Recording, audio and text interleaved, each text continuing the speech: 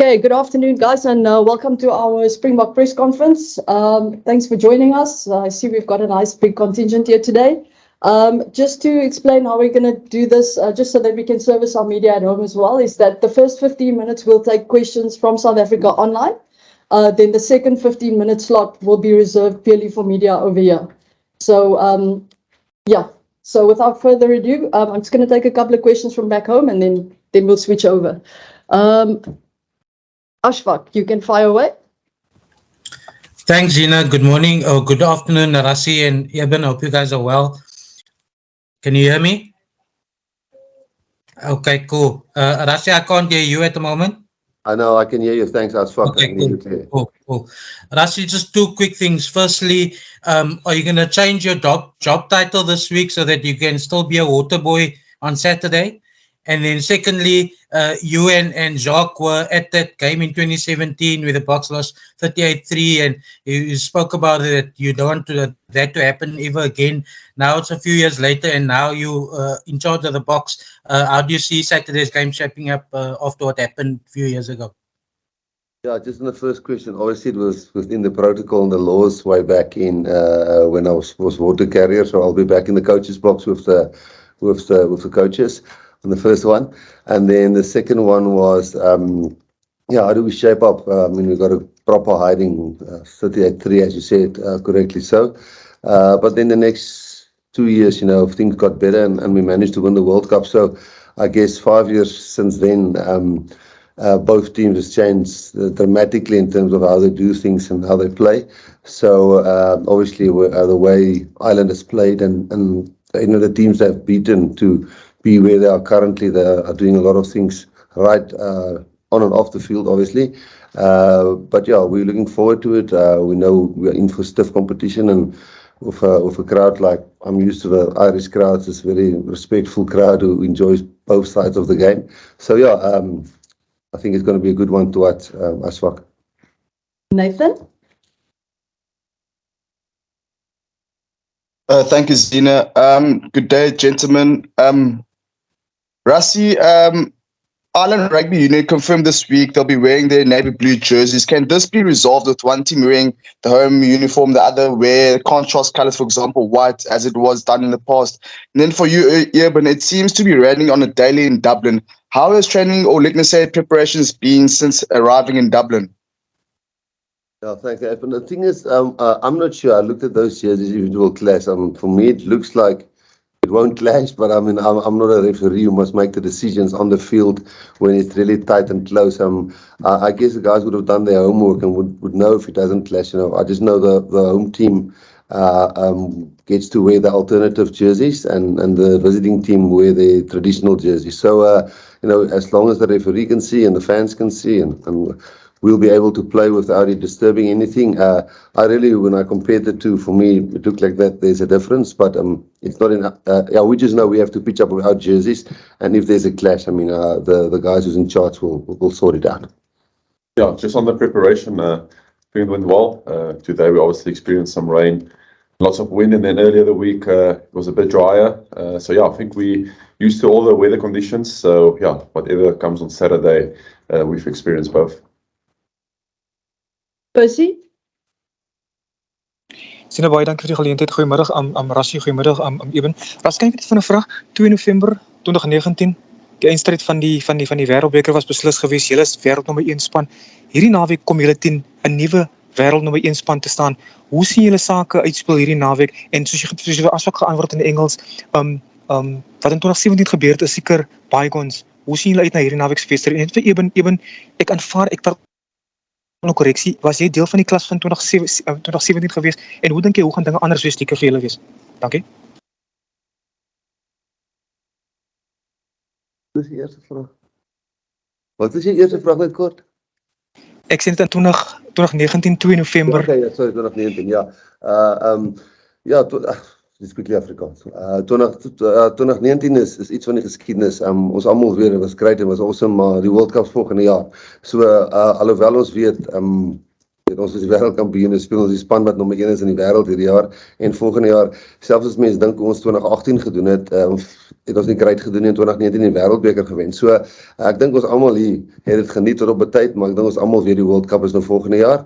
Ja, dis basies. En vraag ons weer nee, Ja, bus, ek was deel van daai span 2017. Ek dink soos Rassie vroeër gesê, dis dat 'n ander ballgame. Ek dink altyd spanne het ander gameplans net verbeter oor die jare. So gaan lekker toets vir Saterdag en een waar ons self kan meet teen hulle. Wie?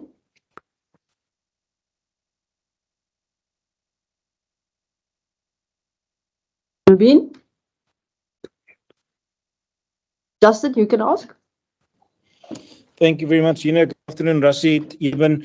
Rassie, today marks 3 years since that fantastic moment in Japan. I mean, is this something that you guys have spoken about or kind of mentioned within that squad? You lifted the trophy 3 years ago to the day? Yeah, we actually had the same question in Afrikaans. Sorry, Percy, I didn't answer it fully.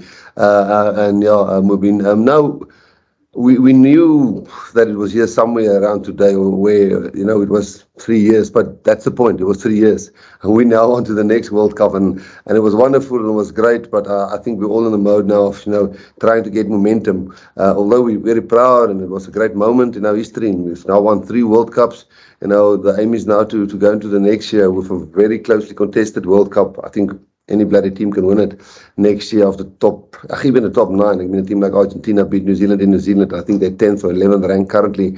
That just shows you, I mean, how did Scotland push Australia last week till the end. So I think the World Cup is something of the past in terms of bragging rights. I think, it's now focusing, it's just around the corner. So yeah, it's great. And if it's on a day-to-day, we didn't have a special thing about it. We're looking towards next year's one. So thank you. Justin? That was now. That's just. Was it yeah. Oh, sorry. Mubin, is he back? No, gone. Liam? Hi, good afternoon, guys. Rassie, a question for you. Given the Springbok success since 2018, have you become more aware of your achievements and the legacy that you will possibly leave? Is that something that over the years have sort of increased and sort of has it weighed you down, basically? I think that's what I'm trying to ask. I don't fully understand. Weigh you down? No, if I understand weigh you down correctly. I think I did understand, maybe not prior to that World Cup.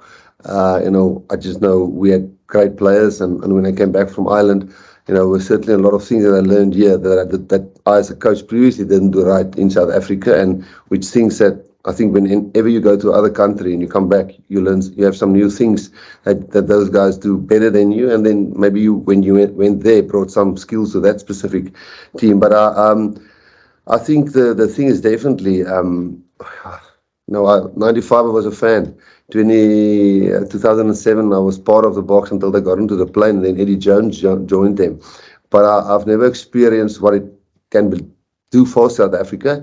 But I also know that it's temporary if we don't do the things that South Africa needs us to do, and to have a voice in world rugby. When I say all over the world, on the field and off the field, and our players get the best possible resources and structures and stuff that we have to sort out. So for me, yes, that lies heavy on my shoulders and on my conscience, that we do always fight as hard as we can. I'm talking internally in South Africa and externally to make sure that we've got 60 million people, and I think there's about 11 million people that are avid supporters or following rugby. So it's a massive thing. But no, it doesn't. What is the words? It doesn't lie heavy on my shoulder. I'm not sure exactly how you ask it, but I definitely know we have got a big responsibility when it comes to that. Mike? Good afternoon, guys. A question for Eben.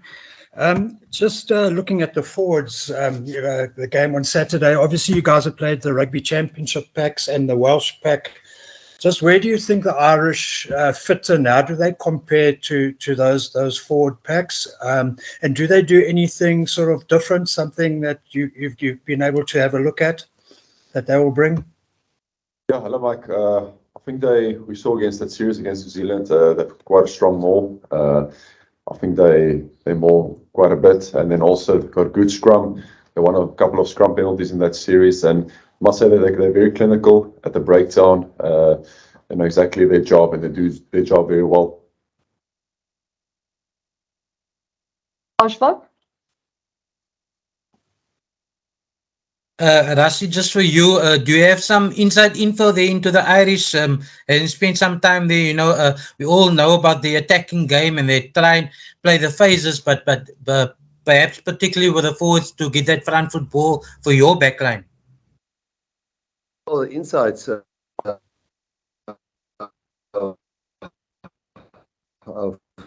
That probably besides, I think me knowing the Irish setup very well, but then the Irish people know me very well, Irish players and coaches, and so I don't. And Jason Jenkins is with it. I know that question will come up. You can look at it the other way around as well. When we certainly, I almost want to put on the insights thing out of the way. Whenever you get insights, you also give a lot away. So when Jason is joining us, he's going back to Leinster, then obviously you will know a lot about the box as well. So I think that's something that people always ask. But we will never ever pick a guy just for that reason. It would be stupid to bugger around a guy's career. And then to answer your specific question on insights, I think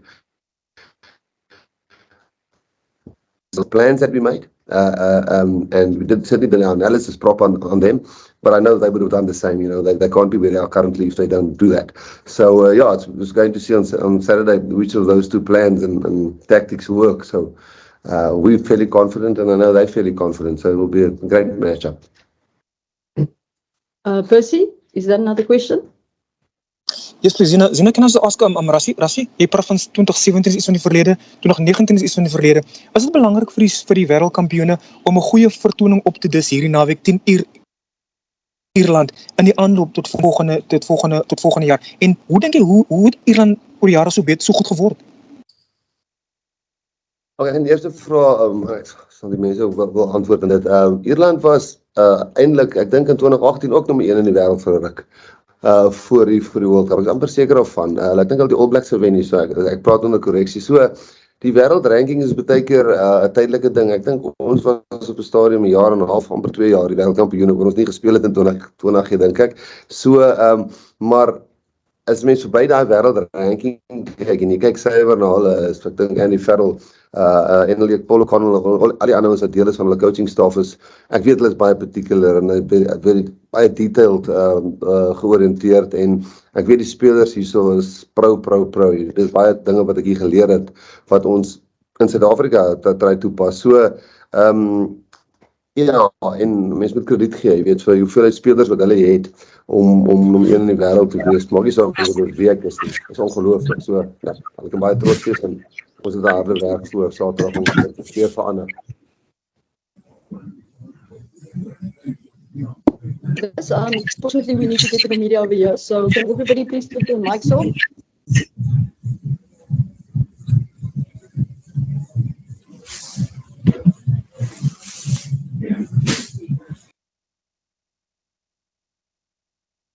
Right, guys, questions from the floor?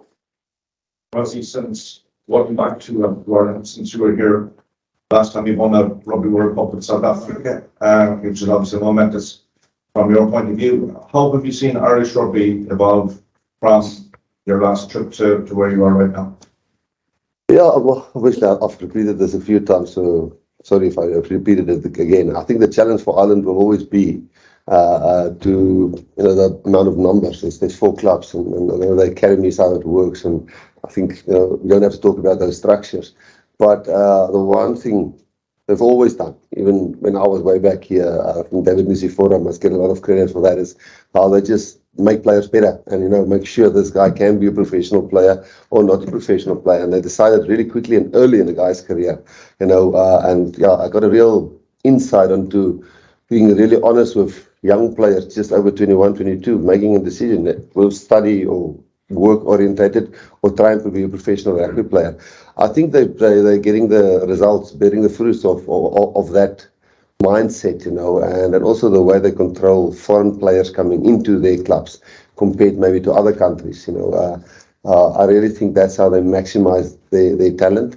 And they just got better and better by it. And, Joe was a great coach, but Andy is always a good coach. And having Paul now involved there, there's a lot of experience. So I think of all of those combinations of things, that's where they are currently, and they can be proud. Just one final question, if you don't mind, in terms of the Rugby World Cup, everybody talks about that. It's down the track, we know. So does Saturday's game have any relevance in terms of that, given the fact that both teams are in the same pool? I think it spiced it up because they gave us 38 points last time. And it was just before the World Cup, and we would have played them somewhere. And obviously, we did a lot of analysis in 2019. I think when we played Japan, it might have been Ireland there. So we did obviously analysis on them. And I just think we haven't beaten them here. I think 2012 last in Ireland. So the thing is, since 2018, we were really bad at some things. We had a 50% win record and lost some bad games with bad scores. So you can't actually make it relevant because it's the World Cup has been with the British and Irish Lions has been since. So this is totally two new teams. It's just other coaches. So a new game. It's just a new game. Rassie, we were speaking to Johnny Sexton yesterday. He said Ireland are the best team in the world this weekend. Obviously, you're world champions. Where would you rank this current Ireland team where they're at now in terms of the best teams in the world? Where would you position them? Look, I don't think Johnny or any of them or us will ever try and get the underdog tag. I don't think there's any benefit in trying to get the underdog tag. I never understand why people, and I'm not talking about Johnny, I'm talking about, I think he's actually one of the guys that understand that world ranking is a temporary thing that can change like that. We don't always understand how the rankings work, but when you look at the team, when you analyze the team, they're red hot. And not blowing smoke up their arse. They're just really competitive in all areas of the game, and that's why I think if you look at our team, there's not a lot of unsettled players in this team because we know we play, and we've had to take a few chances to develop 3 players in a position, maybe one guy who starts off regularly, then a more senior guy pushing really hard, and then a youngster coming. So that's always the ideal situation in each position, but you don't try that against Ireland in Ireland. Just on this place and what it means to you, what this country means to you. You touched on it with Michael, and you said before as well, even emotional time next week when you bring the medal to Anthony Foley's grave. What does this country mean to you personally? It's I want to talk Castle Connell specifically, and Limerick and Cork and then the rest of Ireland, because you have to be accepted in the country. You go to a country and you come with an Afrikaans accent there, and people have to get used to you, and you have to get used to them. And then Axel passed away, and you don't actually know how the things work, and the people guide you through that. And although people thought we as a team and as a management handled that pretty well, I thought the people handled it well. Because I don't even know how funeral work in Ireland it's much different in South Africa, and we've been through emotional times together, and I learned a lot about rugby and about personal things, and gone through a lot of things that I think if Irish people weren't the way they were in other countries, might have said, you're from the outside here, tough luck if you don't understand it, but they didn't do it that way. They helped me. Nice to be back. I know it's not going to be easy or friendly, but I know Irish people are good people. Good to see you. Could you speak a bit about how different this Ireland team is under Andy compared to Joe tactically? What have you seen? How are you different? Yeah, I had you ask the same question to Jacques, and the thing is, why one wouldn't want to answer that, because you wouldn't want to talk bad about one of the two, So it's tough to compare without letting. Never want to have unnecessary critical things said about. So that's why Jacques answered it the way we did. We don't want to say something. I think this team has got a physical edge on them. I think this team has got a tactical edge on them. I think this team's confident. I think if you take the experience of Johnny and some of the other guys in the team, that's well balanced, and they're playing at home. And he's built up something that. The moment I say it, I'm big friends with Joe, then it's going to sound bad. But Joe had this technical knowledge, which you just know this guys are going to always confuse you with, and they know their role specifically. But I think both of them had tactics. They beat us 38-3. So that's how good Joe were. And now with Andy, the number one in the world. So it's so difficult to compare. I just think this team's got apart from the technicalities on them, they've got a real good physical edge on them as well. Does the fact that you haven't played each other in so long add a bit of kind of unknown to the game Saturday? Do you think it's been quite a while?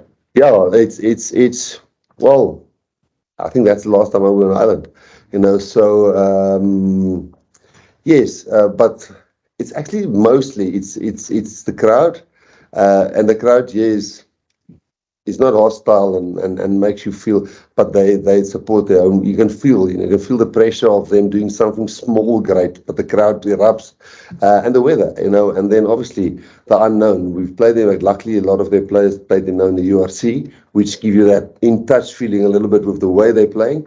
But yeah, it's a bit of unknown, I guess, for the players as well, and the weather is a challenge. Hi, Rassie. It's quite likely Conor Murray will win the 100 caps for Ireland on Saturday. You know well as a player and a person. Would you just like achieve respect or maybe say a little bit about him? Yeah, Murray's one of the guys. I know. Yeah, he's one of the guys that when our coach at Munster, he was already a senior player, and I'm not sure how exactly it works when Andy announces the team if he'll start or not.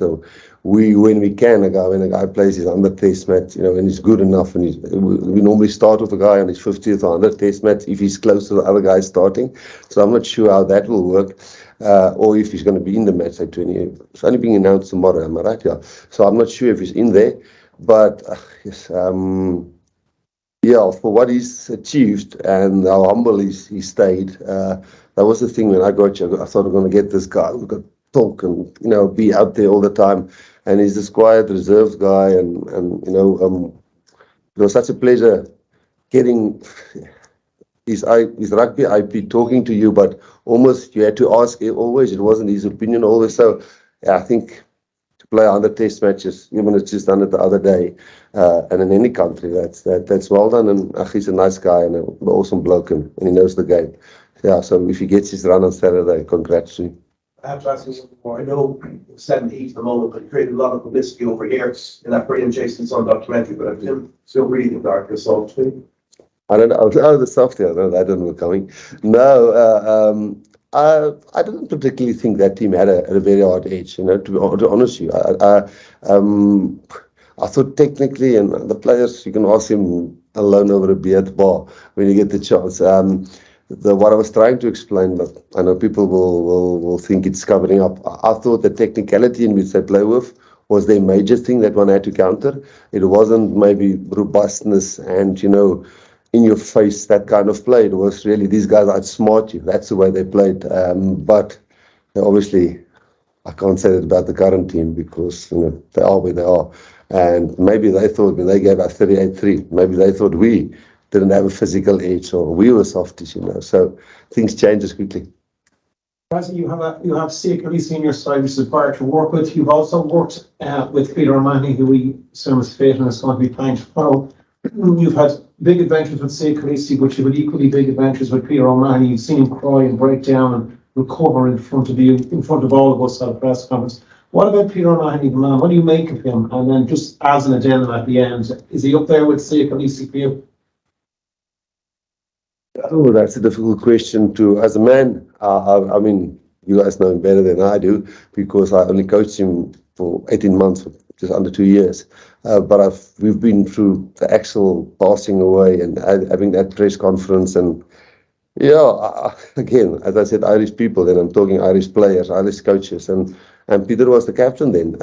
So yeah, there were times when I didn't know what to do and he gave advice. And I think there were times when his form went up and down, but he's still there. I think he's close to 100, isn't he, at 90 or 86 caps or something like that. So, good guy, guy that helped me through things when I didn't know how to do things. He helped me a lot.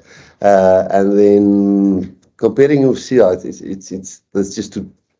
Yeah, different backgrounds, different kind of players. One's a line-out forward. You see us more breakdown. He sorts out breakdown on the attacking side of things, where Peter is more a guy that sorts out breakdown on the defensive side of things. So the comparison is difficult to make. I can just tell you both are very, very good players. Question over there. And Rassie, how do you hope your team can challenge Ireland in ways that maybe other teams haven't over the last year? No, my first game was for the SA8 team in Ireland, again in Cork, against Keith Wood. And Keith Wood was running, we didn't know the guy, and he ran over everybody. And I think if they had 15 Keith Woods, they would have run all of us the whole day. So we've got certain strengths that we think will be good in this game. But I don't think this is definitely a team that you can just run over with. We have to make some special plans to outsmart them as well, because Andy is an ex-rugby league guy. I think he was one of the toughest rugby league players that there were, and he's the defensive coach, and the technical things that Paul brings into the game. We'll have to be smart. So obviously I don't say where I think we're going to be smart. Let's see if we're smart on Saturday. We hope so. Their attacks have been spoken a lot. How particular challenges that you need to challenge them? Yeah, we'll have to defend well. Our wing scores tries. We get some tries also as well. So it works both sides. If the weather plays along, hopefully we get some as well. But yes, our defense will have to be top notch. But other way around as well. Rassie, just wondering, your relationship with the Aviva Stadium, didn't have too much fun when you were there every month. So what are your memories of those times? No, I haven't won a game yet. So yeah, I think when I was a player last, when I was part of a team that came and play, not the Aviva, way back in the days, it wasn't called the Aviva Stadium, and I played here. But yeah, I haven't been with a Springbok team or a Munster team to the Aviva to win a game. Even against the Scarlets, the final of Pro 14, we got a proper hiding, I think, with 38 points or something like that. So yeah, not great memory. So hopefully that will change. Guys, let's take another question or two from the floor. Yes, everyone. Yeah. Evan, good to see you. Would you agree with Rassie that this Ireland team has more of an edge to it than maybe previous ones? Yeah, I think like I said earlier, also they got a serious win in New Zealand. We all know that's not the easy thing to do. So yeah, they're definitely ranked number 1 in the world currently. So it's going to be a great test match for us. And also, I think it does add a bit of spice. We're playing them in the World Cup next year. So it's almost like a curtain raiser for that game. But yeah, we fully focus on this test match. I know we still got a long end of year tour, but Ireland have been on our minds for the last couple of weeks. Do you think either team, like if depending on the result, could get a bit of an edge going into that World Cup game next year, psychologically even? Yeah, it's a difficult one to answer. I think the World Cup will be something on its own. I think it will just be, like I said, we last played them in 2017, so you almost can expect something then in the World Cup. So it's nice to play them this year. Cool. Last question. Rassie, can I ask you one final question if you don't mind? I think you mentioned earlier that it's your first time back in the coaching box this coming weekend. Have you learned something about yourself in your absence from the coaching box, and how frustrating has that been, and are you looking forward to being there this weekend again? Yeah, I've certainly learned. I love rugby. I love match days, and I love being with the guys in the change room, and I missed it a hell of a lot. And it's something that it's gonna be nice to be back. It's not nice not to be with the guys, or during the week with the guys, and then the bus goes with the players, and you go to your room. So I really love rugby. I love South Africa. I like the boys. We get on well, and it's nice to be back. Thank you, guys. Thank you very much. Thanks for joining us. Have a super day. Thank you.